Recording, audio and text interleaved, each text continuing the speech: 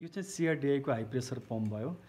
यसमा चाहिँ एउटा यो फ्युल मिटरिङ भल्भ अथवा इनलेट मिटरिङ भल्भ हैन अथवा के भन्छ DRV जे भने पनि विशेष गरी इनलेट मिटरिङ भल्भ नै भनौँ।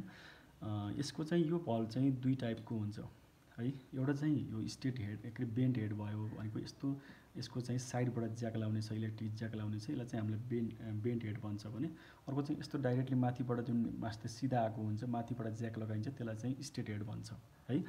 अब बुझ्नुपर्ने कुरा के हो भने यसमा यो बेन्ड हेड छ भने यदि तपाईँको इनलेट मिटरिङ भल्भ चाहिँ बेन्ड हेडमा छ भने चाहिँ तपाईँको गाडी स्टार्ट हुनको लागि अथवा यहाँबाट फ्युल डेलिभरी हुनको लागि यसको बाटो खोल्नको लागि यसमा पावर सप्लाई आउन जरुरी छ है।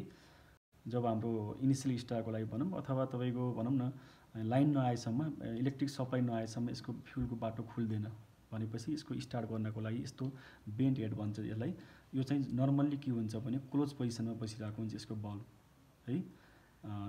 जब हामी अब पावर सप्लाई आउँछ तब मात्र के हुन्छ यसको बल्ब अन भइदिन्छ अथवा ओपन गरिदिन्छ बाटो र जसले फ्युल फ्लो गराइदिन्छ पम्पमा हैन।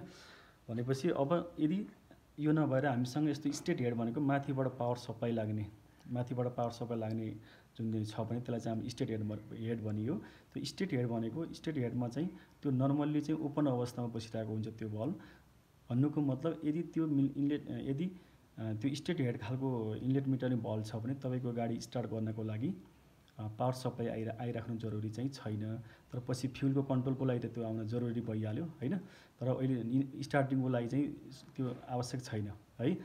र यस्तो खालको बेन्ड हेड टाइपको चाहिँ इनलेट मिटरिङ भल्भ प्रायः के हुन्छ सानो गाडीहरूमा लाइट गाडीहरूमा प्रयोग गरिन्छ भने यता माथिबाट लगाउने जुन माथिबाट ज्याक लगाउने खालको जुन स्ट्रेट हेड भनिन्छ त्यो त्यस्तो खालको मिटरिङ भल्भ चाहिँ ठुलो खालको बस ट्रकहरूमा चाहिँ प्रयोग गरिन्छ।